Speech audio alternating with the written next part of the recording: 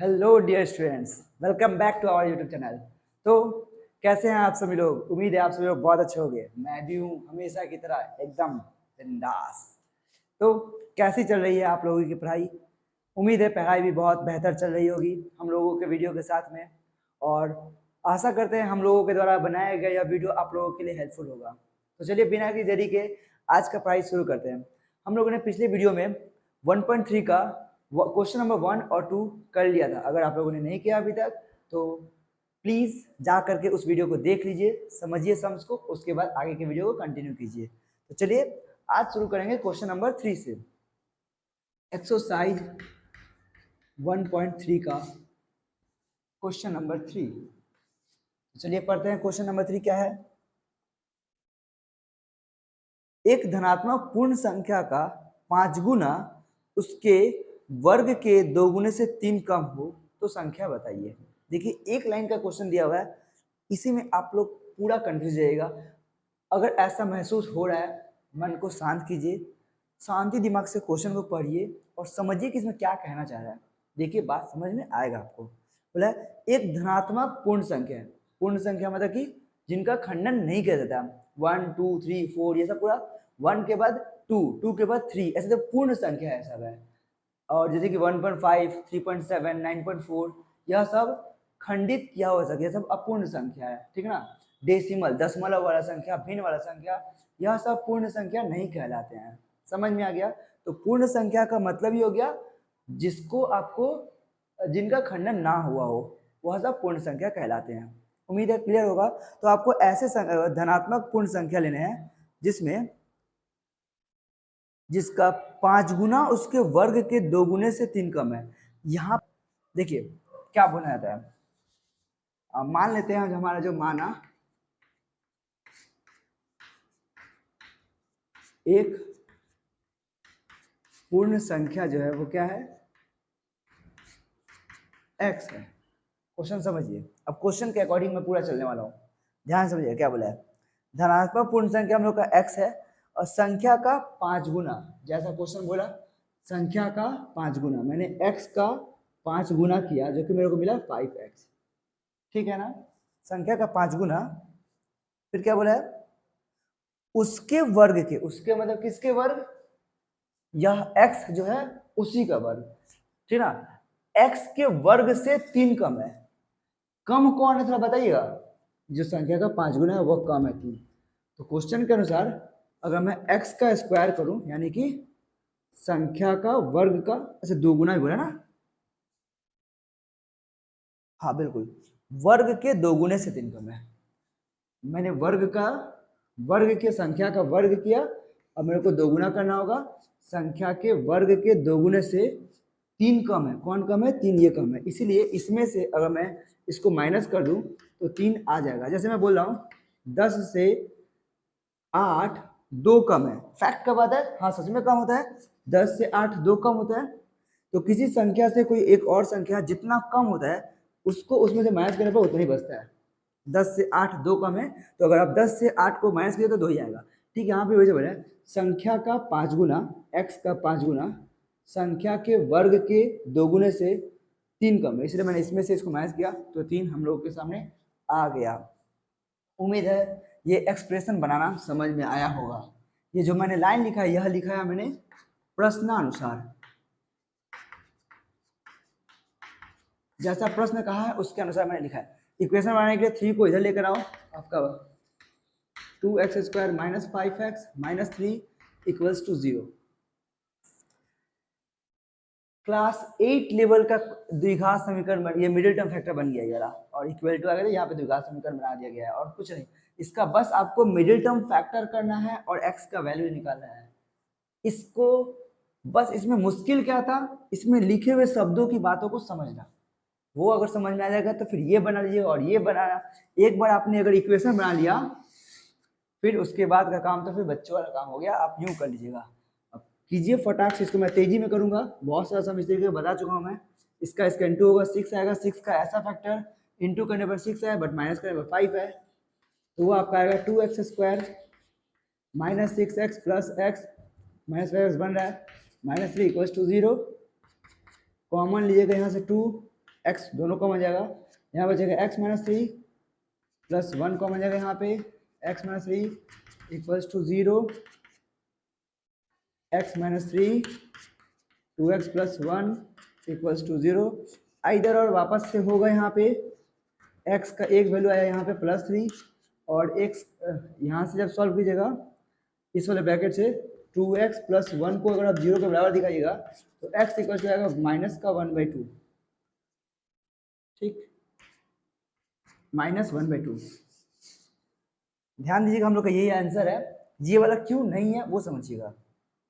पहला धनात्मक नहीं है, दूसरा ये देखिए पूर्ण संख्या भी नहीं है, 1/2 फ्रैक्शन आ गया तो यह पूर्ण संख्या भी नहीं है, तो यह संभव नहीं है, यह संभव नहीं है, या फिर आप लिखो डायरेक्ट असंभव है। तो फलतः एक जो पूर्ण संख्या है, फलतः पूर्ण संख्या बराबर कितना आया, पूर्ण संख्या 3 है आपका आंसर। क्या यह बात समझ में आ गया? चलिए नोट कीजिए, देखेंगे इसके बाद का नेक्स्ट हम। अब देखते हैं क्वेश्चन नंबर 4। ये क्या कहता है क्वेश्चन, थोड़ा ध्यान से सुनिएगा। दो स्थानों के बीच की दूरी 200 किलोमीटर। एक स्थान से दूसरे स्थान तक एक मोटर गाड़ी से जाने में जितना समय लगता है, जीप गाड़ी से जाने में उसकी अपेक्षा 2 घंटा कम समय लगता है। तो मोटर गाड़ी की अपेक्षा 2 घंटे का, अच्छा ठीक है, फिर मोटर गाड़ी की अपेक्षा जीप गाड़ी का वेग 5 किलोमीटर प्रति घंटा अधिक हो तो मोटर गाड़ी का वेग कितना है ज्ञात करें। क्वेश्चन थोड़ा बारीकी से, बड़ा क्वेश्चन भी है, आराम से पढ़िए, क्या बोलना चाहता है क्वेश्चन पहले उसको पूरा बढ़िया से समझिए, फिर देखिए आप सवाल खुद से सॉल्व कीजिएगा। मैं आपको समझाता हूँ क्वेश्चन में क्या बोला है। देखिए दो स्थान है, मान लेते वो एक स्थान ए है और एक स्थान बी है, ठीक है, बी है। दोनों स्थानों के बीच की दूरी कितना है, 200 किलोमीटर। ये दो स्थानों के बीच की दूरी है। क्या बोल रहा है, अगर आप मोटर गाड़ी से जा रहे हैं, जाने में मोटर गाड़ी से जाने में जितना समय लगेगा जीप गाड़ी से जाने में उसकी अपेक्षा 2 घंटा कम समय लगेगा।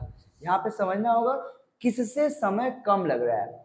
जीप गाड़ी से जाओगे आप तो 2 घंटा आपको कम समय लगेगा। तो मैं मोटर गाड़ी और जीप गाड़ी,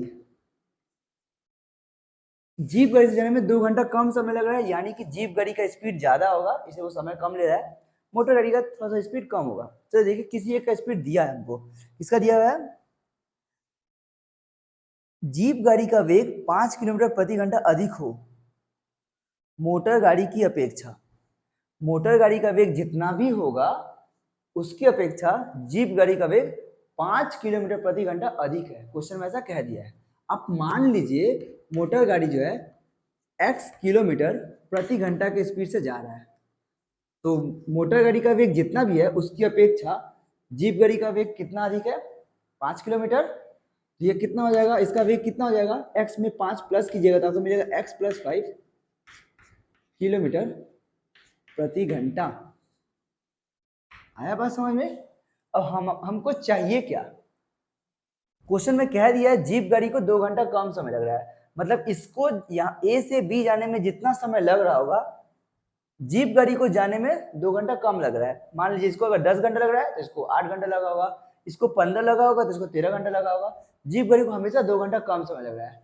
तो इक्वेशन बनाने के लिए आप क्या कीजिए, मोटर गाड़ी को कितना समय लग रहा है वो निकाल लीजिए, जीप गाड़ी को कितना समय लग रहा है वो निकाल लीजिए। जीप गाड़ी वाला समय 2 घंटा कम होगा, मोटर गाड़ी के समय में से जीप गाड़ी के समय को अगर आप माइनस कर दीजिएगा 2 घंटा बराबर में आ जाएगा और आपका इक्वेशन बन जाएगा। अब आप लोगों के मन में सवाल ये होगा सर समय निकाले कैसे। तो बाबू ये देखिए, अगर आपको दूरी समय और वेग में रिलेशन नहीं पता है तो यहाँ पे ये वाला डायग्राम याद रखा कीजिएगा। ये डायग्राम है, बहुत ही प्यारा सा डायग्राम है, छोटा सा, ऊपर में लिखिए d, नीचे में लिखिए t और s। d फॉर डिस्टेंस यानी कि दूरी, t फॉर टाइम यानी कि समय, s फॉर स्पीड यानी कि वेग। अगर मैं दूरी निकालूंगा तो दूरी का फॉर्मूला होगा समय गुने वेग, अगल बगल में है तो गुना। अब उसके वजह के अगर आप समय निकालिएगा तो समय का फॉर्मूला होगा दूरी बटा में वेग। अगर आप वेग निकालिएगा तो वेग का फॉर्मूला होगा दूरी बटा में समय। इस एक ट्रायंगल डायग्राम से आपको तीनों फॉर्मूला यूं याद हो जाएगा, तो इस डायग्राम को याद रखिएगा। तो समय हम लोग यहाँ से क्या समय का फॉर्मूला है दूरी बटा में वेग, तो बस दूरी भी पता है, वेग हम लोगों ने मानकर निकाल ही दिया, तो समय तो यूं ही निकल जाएगा। बस देखिए पहले हम लोगों को मानना होगा क्या मोटर गाड़ी का वेग। क्वेश्चन नंबर 4 है ये वाला।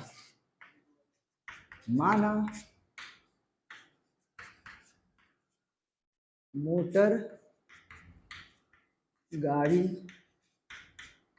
का वेग x किलोमीटर प्रति घंटा, तो इसलिए जीप गाड़ी का वेग कितना हो जाएगा, जीप गाड़ी का वेग हो जाएगा आपका x + 5 किलोमीटर प्रति घंटा, ये हो जाएगा। अच्छा दूरी कितना है, और हम लोग को दूरी कितना दिया हुआ है, दूरी दिया हुआ है आपको 200 किलोमीटर, ये दे रखा है ना 200 में दूरी। बस अब क्या है समय निकाल, समय का फॉर्मूला हम जान चुके हैं, दूरी बटा में वेग। किसका समय ज़्यादा है, मोटर गाड़ी का समय ज़्यादा है, तो प्रश्नानुसार डायरेक्ट मैं एटीपी कर रहा हूँ, शॉर्ट में एटीपी होता है अकॉर्डिंग टू प्रॉब्लम, यानी कि प्रश्नानुसार मोटर गाड़ी का पहले मोटर गाड़ी का समय निकालूंगा। फॉर्मूला है दूरी बटा में वेग, मोटर गाड़ी के लिए भी दूरी 200 किलोमीटर है, तो 200 बटा में वेग, वेग कितना है, मोटर गाड़ी के लिए वेग है x बटा में x। अच्छा जीप गाड़ी के लिए कितना समय लगा, सेम फॉर्मूला 200 दूरी बटा में वेग।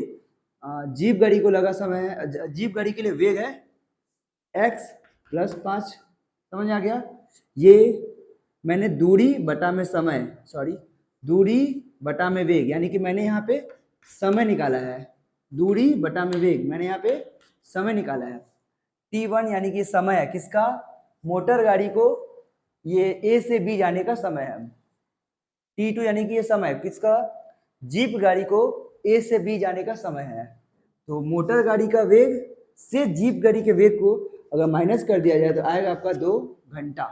क्यों, क्योंकि मोटर गाड़ी का वेग कह दिया है 2 घंटा अधिक समय ले रहा है जीप गाड़ी की तुलना में, जीप गाड़ी जल्दी ले रहा है, समझ में आ गया, इसलिए इसका समय अधिक होगा इसकी तुलना में। अब बस इसको एलसीएम लेके सॉल्व कीजिए, आपका आंसर आ जाएगा। 200 कॉमन ले लिया जाए क्या, भेजेंगे 100 फिर 100 से इंटू करना पड़ेगा, हाँ 100 से इंटू करना थोड़ा छोटा होगा हम लोग के लिए। मैं क्या करूँ 200 ऊपर से कॉमन ले रहा हूँ, तो 200 कॉमन लेने पे बचेगा यहाँ पे 1/x माइनस यहाँ बचेगा 1/x + 5 = 2। इधर 200 इंटू में उधर भेज दो डिवाइड में, 2 के डिवाइड में आएगा, और यहाँ पे अपना एलसीएम लेकर अपना काम करो। x × x + 5 इसका एलसीएम हो गया है ना, x से x कट जाएगा, x + 5 को 1 से इंटू पर वो x + 5 ही आएगा, माइनस x + 5 से x + 5 कटेगा, x का इंटू होने पर x ही आएगा। और इधर क्या है, इधर 2 था, बाई में ये 200 गया है, 2 से काट दो ये 200 100 टाइम से कट जाएगा। आया क्या, थोड़ा सा ये देखिएगा, ये प्लस x माइनस ये भी कट जा रहा है, ऊपर आया आपका 5, नीचे इंटू करने पर क्या मिलेगा आपको x × x x² + 5x = 1/100। Cross multiply कीजिएगा तो आपको मिलेगा यहाँ से x² + 5x 1 जा x² + 5x, और 105 जो 500 आएगा प्लस में जाएगा तो क्या जाएगा -500। इतना आपको समझ में आना चाहिए, मैंने डायरेक्ट किया थोड़ा सा, क्रॉस मल्टीप्लाई करके 500 को इक्वल टू के सब लेकर आ गया। तो ये हम लोग का बन गया क्वाड्रेटिक इक्वेशन, ठीक है। अब इसको जस्ट सॉल्व करना है, चलिए सॉल्व करते हैं। यहाँ पे सॉल्व करते हैं, इसको मैं मिटा रहा हूँ। यहाँ देखिए क्या है, हम लोग को सॉल्व करना है x² + 5x - 500 = 0। 500 का 2 फैक्टर 25 × 20 आई थिंक सो, 25 × 20 500 हो जाएगा। 25 और 20 को इंटू करो, आपका 500 भी आ रहा है, और माइनस करने पर 5 आ जाएगा। कीजिए x² डायरेक्ट कर दूँ क्या, छोड़िए नहीं करता हूँ, फिर समझ में नहीं आएगा आप लोगों को, फिर दिक्कत होगा। +25x - 20x - 500 = 0। पहले दोनों से कॉमन लेंगे, दूसरे दोनों से कॉमन लेंगे। आप अगेन सेम प्रोसेस है बाबू। x प्लस 25 माइनस 20 कॉमन जाने पर यहाँ बचेगा x plus 25 equals to 0। x plus 25 इधर कॉमन जा रहा है, आपका बच रहा है यहाँ पे x माइनस 20 इक्वल्स टू 0। इधर और कीजिएगा जब, तो x का एक वैल्यू आएगा आपका माइनस 25 और x का एक वैल्यू आएगा 20। x हम लोगों ने क्या एज्यूम किया था, उसको देखिए। x हम लोगों ने एज्यूम किया था मोटर गाड़ी का वेग। वो वेग कभी भी ऋणात्मक नहीं हो सकता, तो यह संभव नहीं है। तो वेग कितना हो गया, हमसे मोटर गाड़ी का वेग ही पूछ रहा है। बिल्कुल बोला है कि मोटर गाड़ी का वेग कितना है ज्ञात करें, तो यहाँ पे लिखोगे फलतः, ये आपका आंसर है बाबू, ध्यान से देखिएगा। मोटर गाड़ी का वेग 20 किलोमीटर प्रति घंटा। आंसर, बहुत होशियार होते हो, यहीं पे आंसर लिख देते हैं, ये आंसर है। बहुत ध्यान दीजिए, ये वर्ड प्रॉब्लम्स सॉल्व करने के हिसाब से तो आसान है, बट ये सब पे थोड़ा सा ध्यान रखना होगा, यूनिट्स वगैरह पे क्या पूछ रहे हैं और आप क्या जवाब दे रहे हो। x बराबर 20 करेक्ट है, बट 20 किलोमीटर प्रति घंटा। समझ में आ गया? उम्मीद है पूरा समझ में आ गया होगा। अच्छे से नोट कीजिए, नोट कर लिया होगा आप लोगों ने। तो बस फिर से मुलाकात होगा नेक्स्ट वीडियो में, तब तक के लिए बाय, टेक केयर और अपना पढ़ाई करते रहिए।